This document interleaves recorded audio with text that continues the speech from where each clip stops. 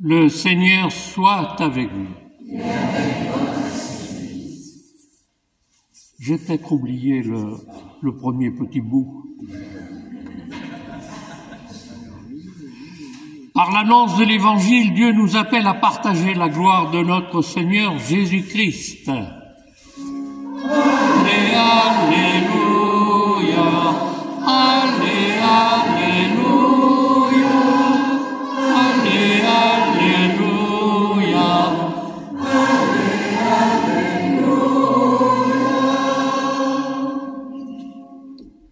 Le Seigneur soit avec vous.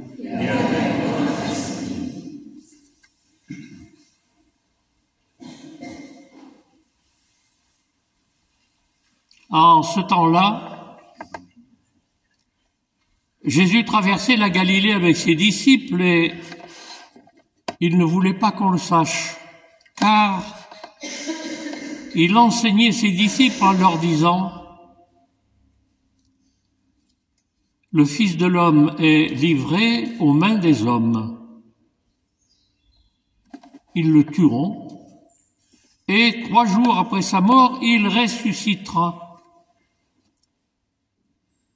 Mais les disciples ne comprenaient pas ces paroles et ils avaient peur de l'interroger.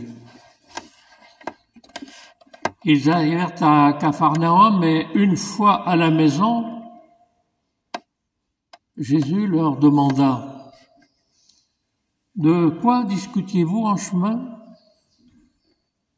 Ils se taisaient,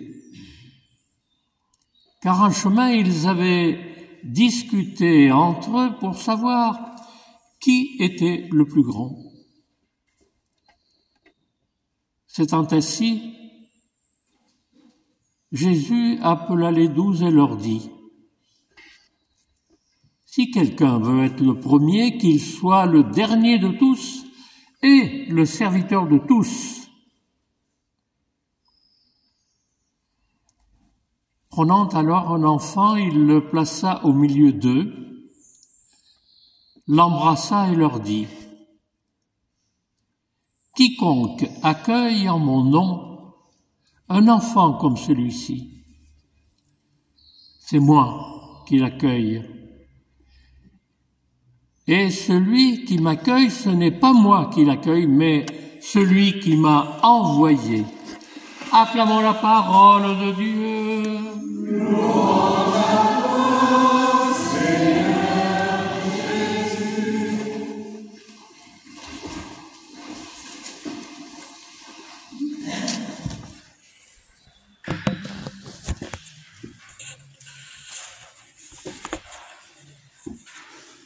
Voilà, dans ce passage de l'évangile de Marc que nous venons d'entendre, c'est une nouvelle étape pour Jésus et ses disciples. Jésus a accompli un certain nombre de signes devant les foules de Galilée, des paroles, mais les fruits sont un peu médiocres, il n'y a pas beaucoup de conversion. Les foules ne se convertissent pas. Alors Jésus, prend maintenant, je dirais, une autre étape, c'est qu'il va réunir ses disciples autour de lui pour essayer de leur faire comprendre à eux ce que les foules n'arrivent pas à saisir. Donc ils vont aller à Capharnaüm, à l'endroit habituel dans la maison de Pierre, pour que Jésus puisse leur faire une bonne catéchèse sur ce qu'il est en train de vivre, sur ce qu'il va vivre et sur ce qu'il nous entraîne à vivre. Il réunit, donc ils sont en chemin vers Capharnaüm et il commence sa catéchèse, son enseignement sur le chemin qu'il va falloir qu'il prenne. Ce chemin du service, ce chemin de l'amour jusqu'au bout, ce chemin où il va être livré, il va donner sa vie et ça va ouvrir à la vie pour tous. Et vous avez vu, comme d'habitude, ils comprennent rien. Ils l'écoutent, mais ils voient vraiment pas de quoi il parle. Bon, c'est un fait avéré. Tout au long de l'Évangile, Jésus n'arrive pas à se faire comprendre sur l'essentiel.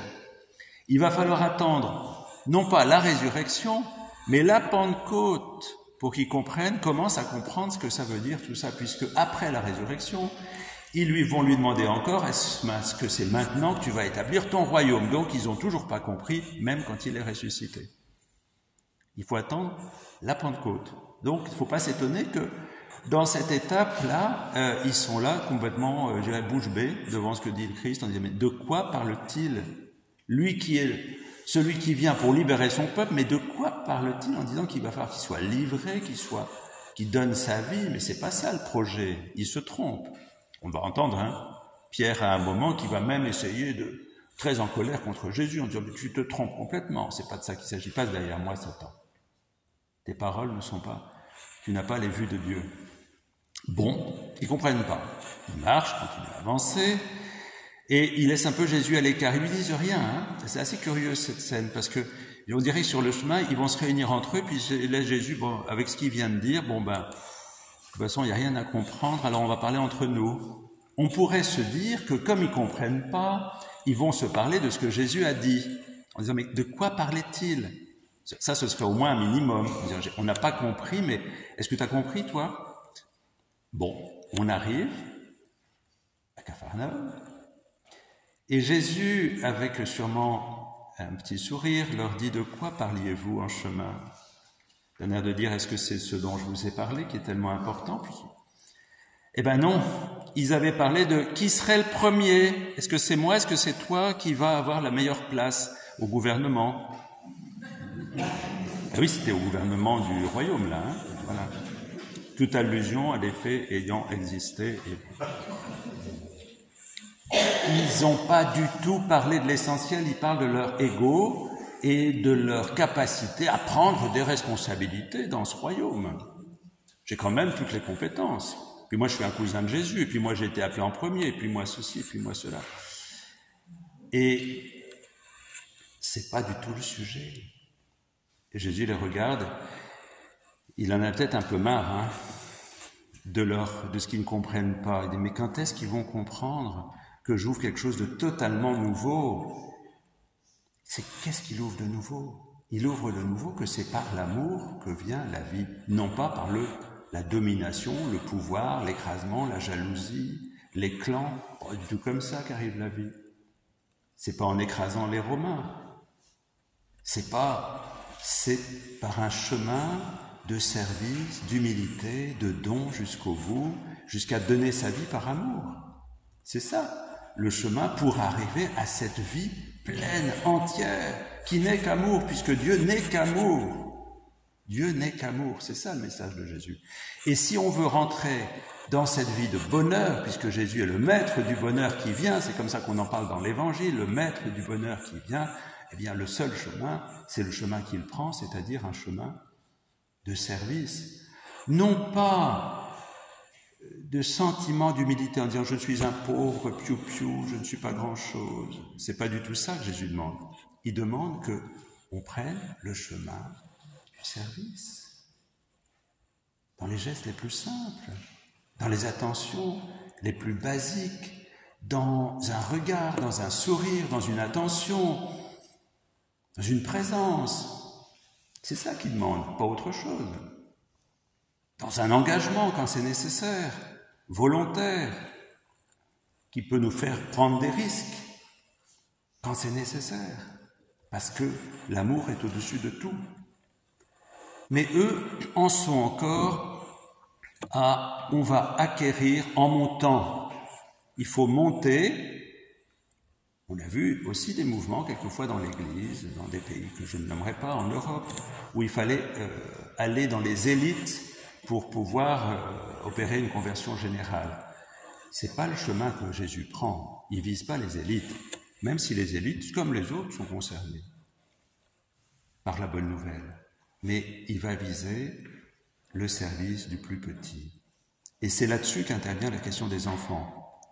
Les enfants du temps de Jésus, c'était pas l'enfant roi qu'on couvre de cadeaux et qui prend la première place et qui dit ce qu'il veut à la maison, qu'on fera comme ci, on fera comme ça. C'est pas du tout comme ça qu'était vu l'enfant du temps de Jésus. Parce que l'enfant, il faisait partie de ceux qui ne connaissaient pas la loi.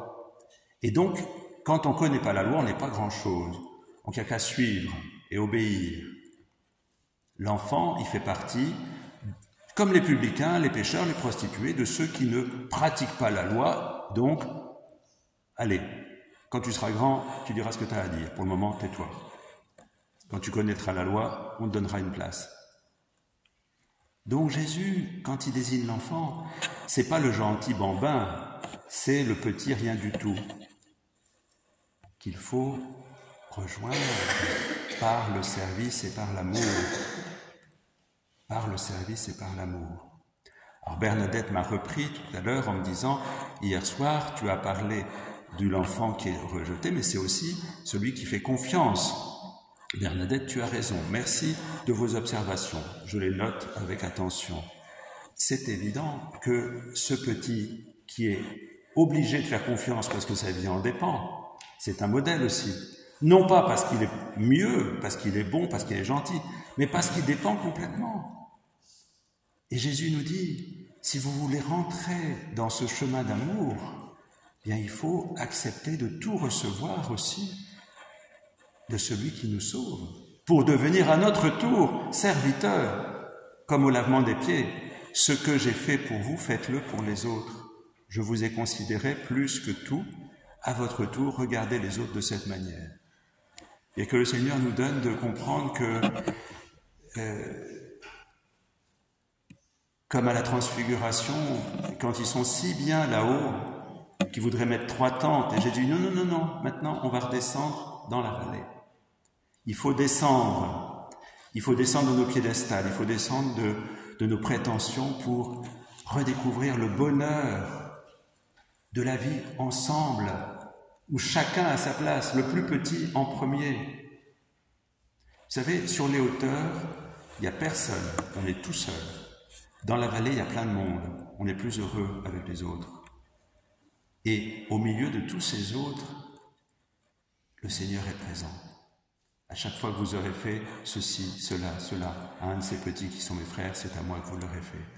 Alors, redescendons sur la terre des hommes, redescendons dans notre humanité, allons-y dans le service, soyons avec les autres et nous découvrirons pas à pas le chemin du bonheur qui vient, qui est notre Dieu, le chemin de l'enfant.